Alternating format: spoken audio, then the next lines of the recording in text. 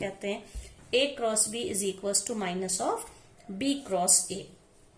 अब इससे हमें कुछ रिजल्ट्स और मिलेंगे कि अगर हम आई जे के, ये जो कंपोनेंट्स होते हैं म्यूचुअली परपेंडिकुलर एक्सिस के अलोंग जो यूनिट वेक्टर्स होते हैं, हम इसको इस तरह से लिख लें, आई मान लीजिए ये है, ये जे कैप, और एक इसको सर्कल से हम रिप्रेजेंट करें, ठीक है, ये मान लीजिए आई है, ये जे है और ये के कैप है। अब आप इनका डायरेक्शन देखिए, ये कौन सा डायरेक्शन है, ये एंटी क्लॉकवाइज है।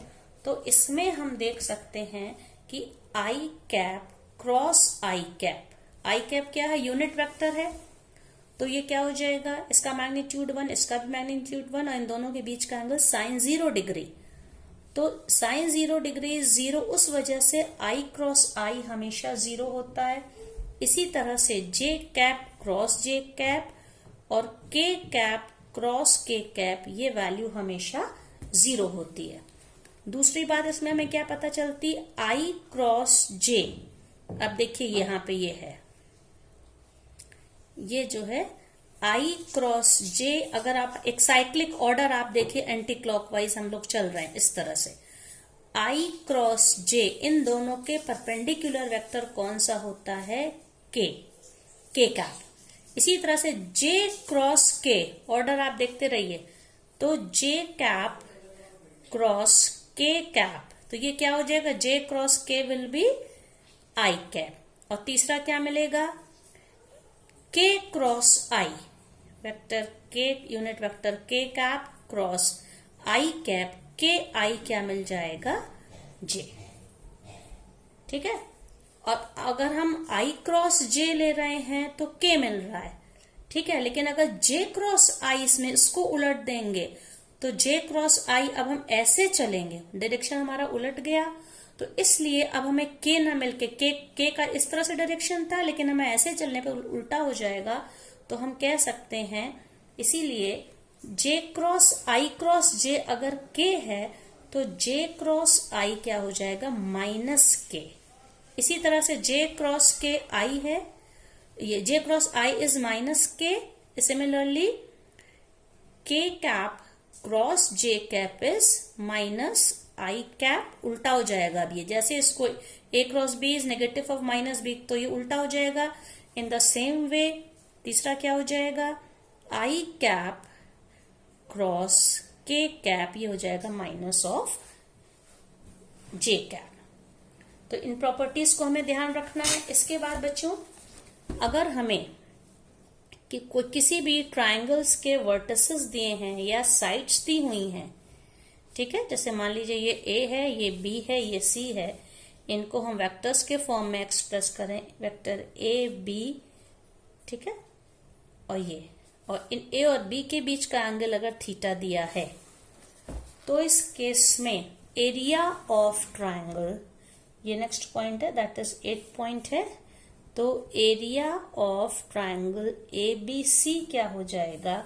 अब आप देखिए, ये वेक्टर अगर बी है और ये वेक्टर ए है, तो ये हमेशा क्या होगा, 1/2 into mod of A cross B, और साइड्स के फॉर्म में अगर हम लिखें 1/2 इंटू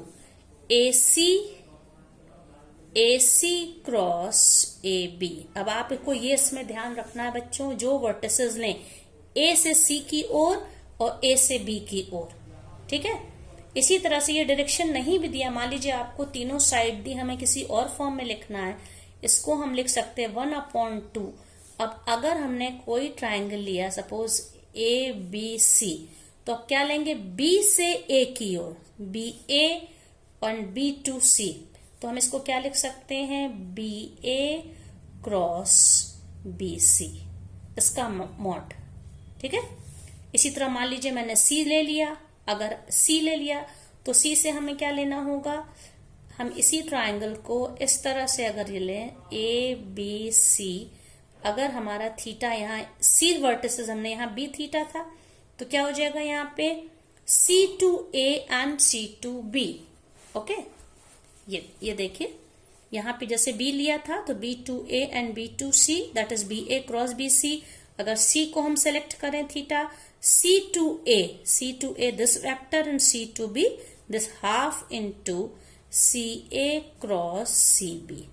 इस तरह से हम दो वेक्टर्स का अगर हमें पता है या तीनों वर्टिसेस पता है तो पोजीशन वेक्टर्स निकाल के हम ट्रायंगल का एरिया निकाल सकते हैं।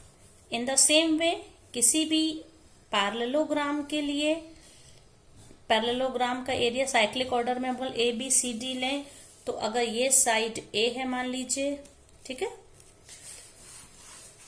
और ये साइड B है, तो area of this is 9th point, parallelogram जो हमको मिलेगा मॉड ऑफ AB, अब A को हम सेलेक्ट कर A to B and A to D, AB cross AD, ठीक है, या हम इसको लिखेंगे mod of A vector A cross vector B। हम इसको किसी भी फॉर्म में ले सकते हैं, चाहे अगर D से लेंगे DA क्रॉस DC, C से लेंगे CB क्रॉस CD, इस तरह से हम इसको लिख सकते हैं। फिर इसके बाद नेक्स्ट प्रॉपर्टी है कि क्रॉस प्रोडक्ट हमेशा डिस्ट्रीब्यूटिव लॉ को फॉलो करते हैं, A cross B plus C। ये क्या होता है, A cross B plus A से इसका cross plus A cross C। और इसी का एक और पार्ट क्या होगा, अगर किसी स्केलर से दो वेक्टर्स के क्रॉस प्रोडक्ट को मल्टीप्लाई करें तो ये हम लोग डॉट में भी पढ़ चुके हैं, lambda times A cross B और A cross lambda times B, ठीक है।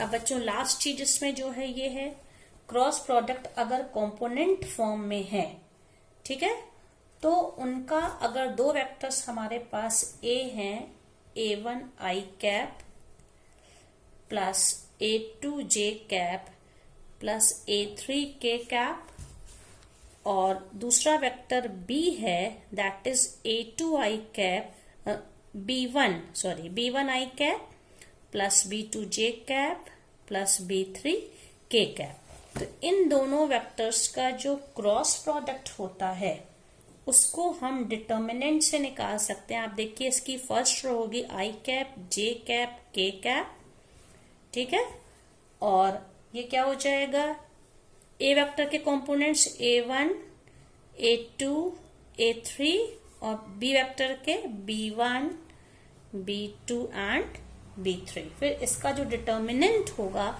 वो इसकी वैल्यू होगी। जैसे हम इसका एक एग्जाम्पल ले लेते हैं, वेक्टर A को मैंने मान लीजिए लिख दिया 2I cap plus J cap plus 3K cap और इसको लिख दिया 3I cap plus 5J cap minus 2K cap. तो A क्रॉस B का मॉड, सॉरी बच्चों ये मॉड है, मैग्नीट्यूड है ये, तो इसको हम लोग कैसे सॉल्व करेंगे, पहले हम लोग I J K के फॉर्म में लिख लेंगे। अब इसका 2 1 3 3 5 माइनस 2 और इसका डिटर्मिनेंट निकालेंगे। तो डिटर्मिनेंट जब निकालेंगे I कैप के साथ this into this into this into this, तो ये क्या हो जाएगा, I कैप से जब हम लोग निकालेंगे तो ये माइनस में है, sorry this is in minus with minus sign, okay. तो -2 -15 माइनस J के साथ क्या हो जाएगा, J में माइनस J कैप में लगेगा। अब this into this minus this into, ये 2 है बच्चों, ठीक है, तो ये हो जाएगा -4 -9 प्लस K कैप के साथ ही क्या हो जाएगा, K कैप के साथ 10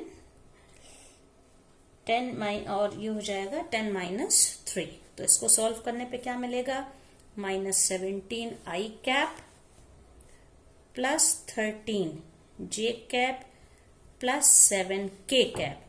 तो इसका मॉड क्या होगा, A क्रॉस B वेक्टर तो हमें ये मिल गया, ठीक है, और mod of A cross B क्या मिलेगा, इसको स्क्वायर रूट करेंगे, कंपोनेंट्स को स्क्वायर करके ऐड करके, मतलब 17 -17 square plus 13 square plus 7 square, जो कि आएगा स्क्वायर रूट ऑफ 507।